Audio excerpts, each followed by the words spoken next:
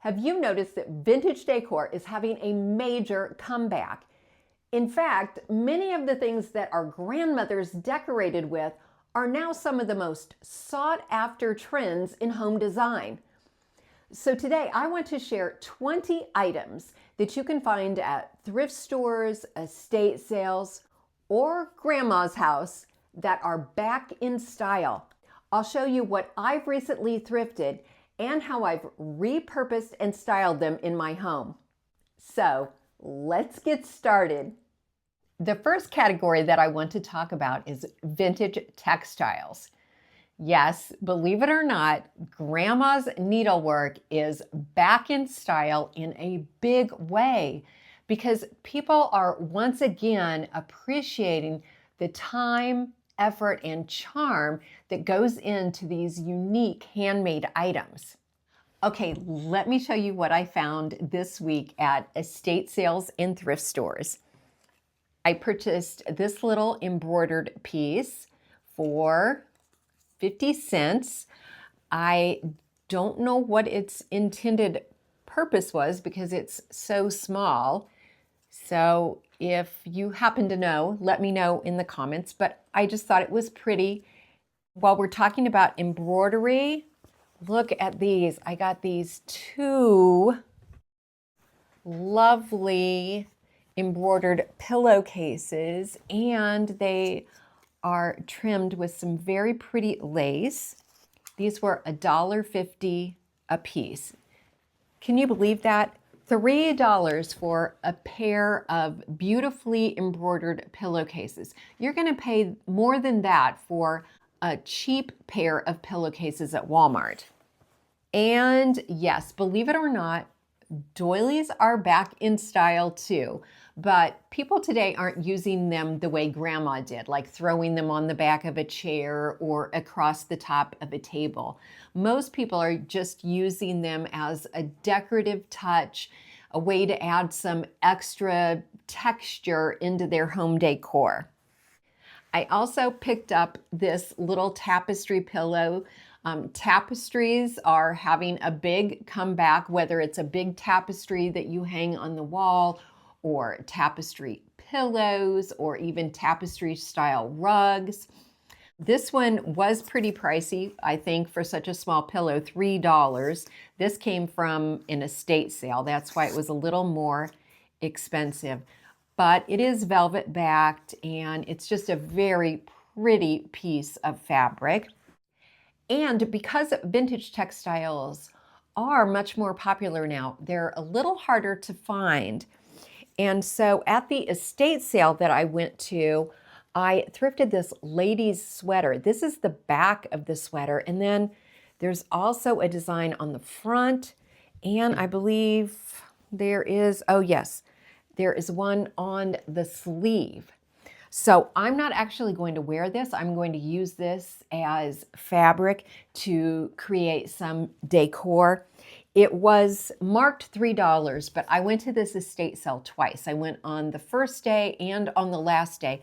And so I got this sweater for actually $1.50 on the last day when everything was half off. And my favorite textile find this past week was this beautiful vintage rug. It was also from the estate sale, and I saw it on the first day, but it was marked $100. And so I thought, well, I'll come back, and if it's still here on half price day, I'll get it. And luckily enough, it was still there. I think because it was in the basement, and I don't think a lot of people noticed it or even noticed that it had a price tag on it. So that was lucky for me. Before I show you how I upcycled and styled my thrifted finds, I want to share how I start my day off right. This is my AG1, and it is a non-negotiable part of my daily routine, especially on those days when I am out for hours hunting for treasures at thrift stores and estate sales. I think of it as my nutritional insurance because I don't always eat right. And AG1 has 75 vitamins, minerals, and whole sourced ingredients. So they cover all the important bases like immunity support, gut health, and energy. AG1 is the easiest thing you can do for your health every day. Just 1 scoop mixed with water or your favorite juice every morning. It's so much easier than trying to take a bunch of pills or supplements, and it honestly makes me feel better. So if you're looking for an easy way to support your overall health, right now you can get a subscription to AG1 for less than $3 a day. And that's a lot cheaper than the cost of a fancy coffee. And you'll get $76 worth of free extras, including a bottle of D3 plus K2. So just click the link in the description box or scan the QR code on the screen. This vintage rug contains a variety of colors, and they are still so vibrant. I think it really adds life to this mostly black and white bathroom. I knew when I bought these embroidered pillowcases that I wanted to use them in this guest bedroom. The embroidered pink flowers echo the pink flowers in the wallpaper. They're so pretty. Maybe I should put them in front of the Euroshams so you can see them better. I thought about sewing a loop of ribbon to this small pillow to hang it from a cabinet knob, but for now I'm just going to stick it in this vintage purse to add some soft texture to the wall shelf. I'm going to use the doily in a similar way. The soft, delicate fabric looks especially nice against the hardwood cabinet. I decided to frame the small piece of embroidery. Since it's an unusual size and shape, I decided to create a fabric background that would act like a mat surrounding the embroidery. I cut a piece of scrap fabric to fit over the frame's cardboard backing and adhered it using Elmer's Craft Bond spray adhesive. To adhere the embroidered piece, I used pixie spray, which is a much lighter weight and readjustable spray adhesive. Once both pieces of fabric were arranged, I put the cardboard back in the frame and used paper packing tape to secure it in place.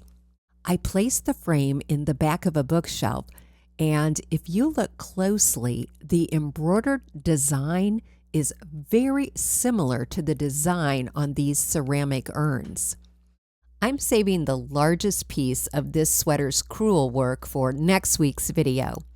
Today, I'm going to use the smaller design from the front of the sweater. This gold oval Goodwill frame is the perfect size to display this sweater piece.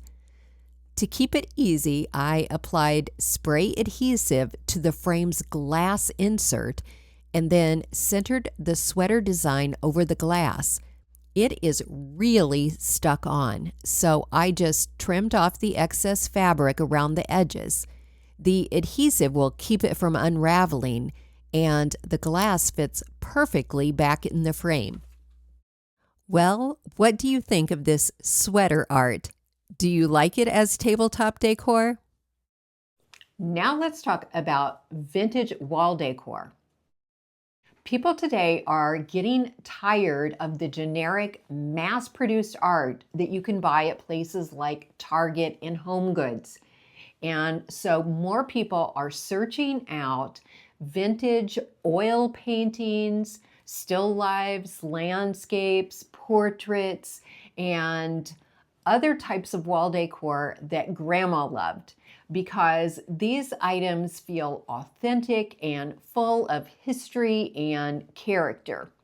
So let me show you the vintage wall decor that I thrifted this week, and I want to start with this plate. That's right. Grandma is not the only one that is hanging plates on the wall. Young people are doing it too. And it creates something different and textural and unexpected. This is a piece of vintage ironstone. It is a historical scene of Independence Hall.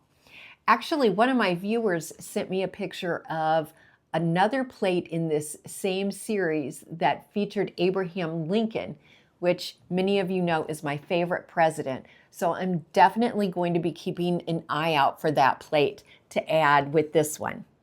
This was the only oil painting that I found this week. And even though it's not super old, it does have a really beautiful frame, and it was only $9.99.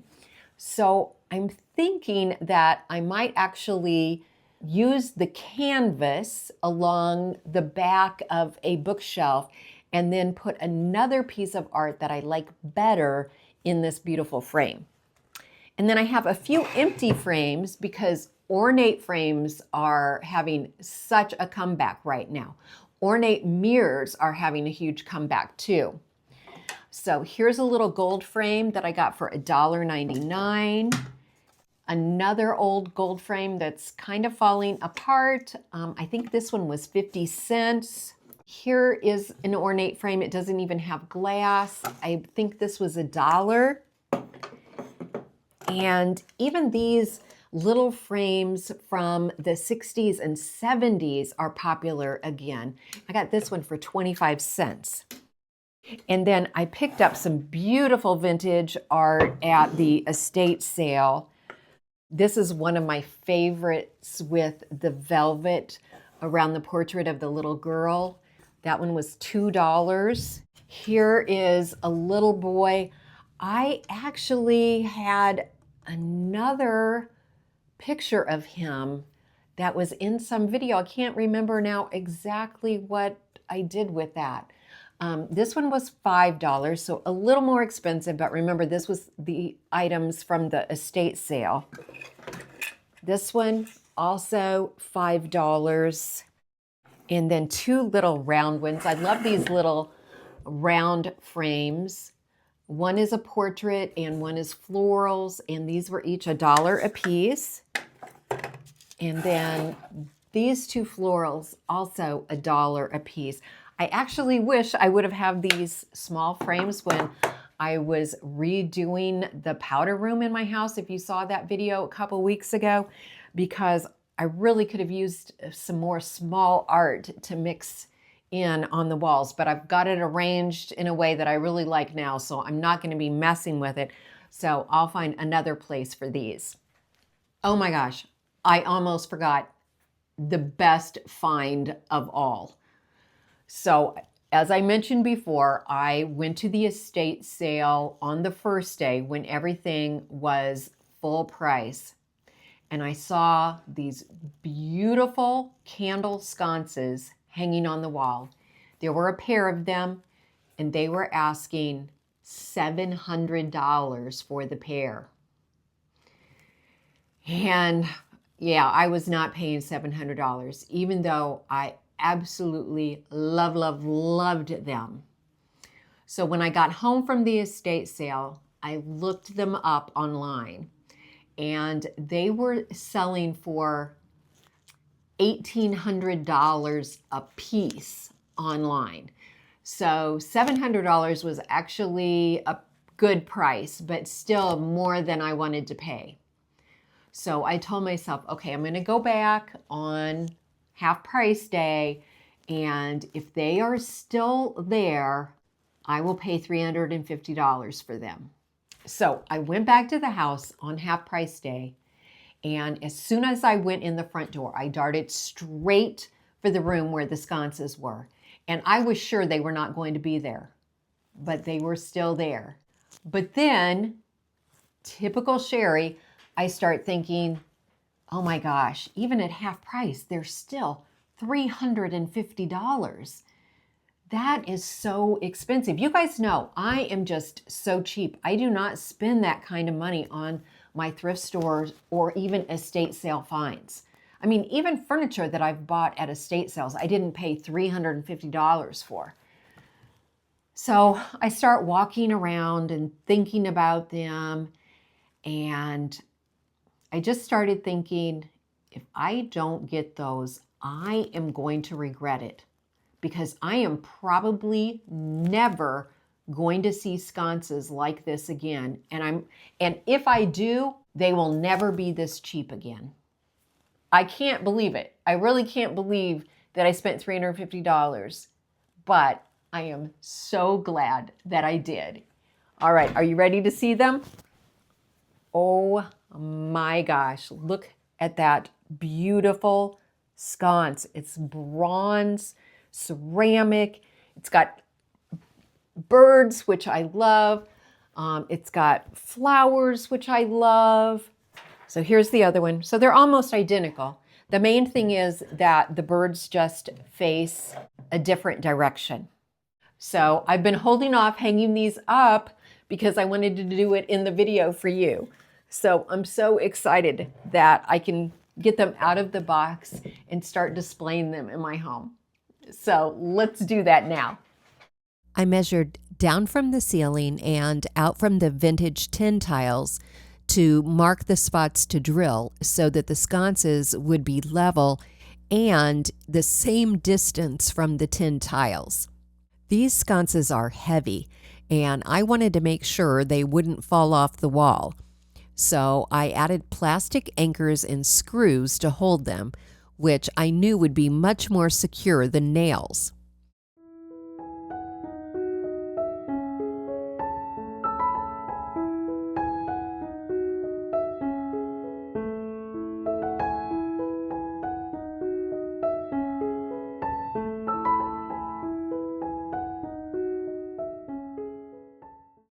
I still had a little Christmas decor up in the library, so I finally took down the Christmas Carol prints, and the nails holding them were perfectly spaced to add two of my newly acquired portraits. But I did need to add one new nail because I also wanted to add the small round portrait too. I just love how these look next to the card catalog. I still had the other small round frame with the flower print, so I was able to find an empty spot to add it to the powder room walls. To remove the landscape painting from its ornate frame, I just pulled out the staples on the back that held it in place. I'll probably eventually put it in a bookshelf, but for now, I like how it looks propped in an empty frame on my fireplace mantle. I think the paint colors coordinate nicely with the brass and gold decor on the fireplace mantle. These little floral pictures immediately reminded me of the large Robert Ferber print in my bathroom. So that's where I wanted to put them. And once they were on the wall, it was like they should have been there all along. This oval wood frame is quite old, and it needed some additional nails added to the back to hold the wood backer in place. I also removed the wire from the back and added a sawtooth hanger to use for hanging instead. I think this print might be a lithograph or an engraved print, but I'm not sure how to identify those. There are a variety of ways to hang plates on the wall. I've glued D-rings on the back of plates so that they have a clean appearance on the front, but using a wire plate hanger is an easy and secure way to hang plates without causing any damage to the plate itself. When I added this plate below the bird art, it was like when I added the floral pictures in the bathroom. I realized how empty the wall looked before. I found this piece of paper being used as a bookmark in a thrift store cookbook. I liked the words and the natural aging of the paper, so I thought I would cut it down a little to fit inside the small frame that I thrifted for 25 cents. I think it makes a very sweet decorative piece. Even vintage decorative accessories and collectibles are popular again. Things like vintage china, especially transferware in ironstone, chinoiserie, ceramics inspired by ancient Chinese and Asian art. I thrifted this beautiful little three-piece blue and white set, although I am not sure what it's for. I thought perhaps the picture was for cream and This little pot that once had a spoon could be for sugar, but then what is the shaker for? If you know, please let me know. Metal accessories are having a huge comeback. Things like silver, copper, my particular favorite, brass, and even pewter is having a comeback this year.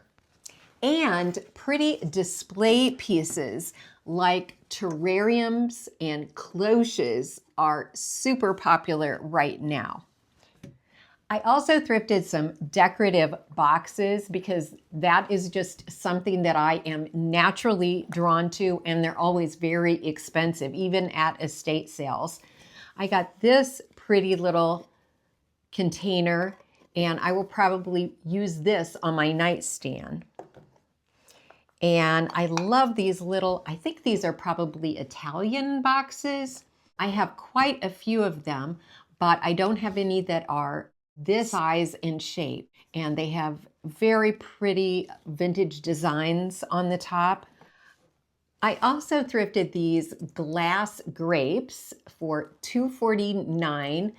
This is a little different for me because this is probably mid-century, and I am usually attracted to things that are older than that, but I just thought it was so unusual, and I looked it up online, and it turns out that they sold wine in these grapes. It was considered a one-serving size. So I can't decide if I'm going to put something in there, because I feel like if there was some color inside, it would attract your eye more than just the clear glass, but I'm not sure. All right, let's see what we can do with these things. When I saw this small floral bowl, I thought it would make the perfect soap dish. I placed it in our primary bathroom where its pink flowers tie in nicely with the floral art on the wall. I was curious about this trinket box, so I did a little research and learned that it's a hand-painted lacquered paper mache box from the mid-century known as a Kashmir box because it was made in Kashmir, India. Now it's a pretty box to hold my inhaler. I know this stand was meant to hold a vase, but I'm going to use it as a riser under this little lamp on my kitchen counter. When I'm cooking, I can pull it out and use it as a spoon rest. I didn't want this little serving set to get lost among all my chinoiserie pieces, so I staged it with some vintage silver so that it really stands out. The next category that I want to talk about is vintage books. Past generations did not dispose of books once they had finished reading them. Instead, they kept them as home decor, partly because they saw them as a tangible asset, something that reflected their culture, knowledge, and even wealth. And today, young people again are seeing the value and beauty in creating a home library. And so, of course, you know that I had to pick up some vintage books when I went to that estate sale. I bought 3 children's books. The Tale of Jemima Puddle Duck is copyright 1910, and A Child's Garden of Verses is copyright 1914. I also picked up 3 cookbooks from the 1960s and 1970s to add to my collection.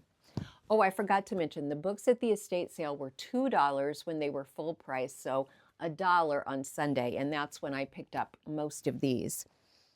This book, Home Again with Me, is actually an illustrated poem by James Whitcomb Riley, and the copyright on it is 1908.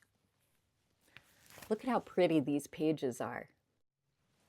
I also purchased this red leather address book with a horse on front.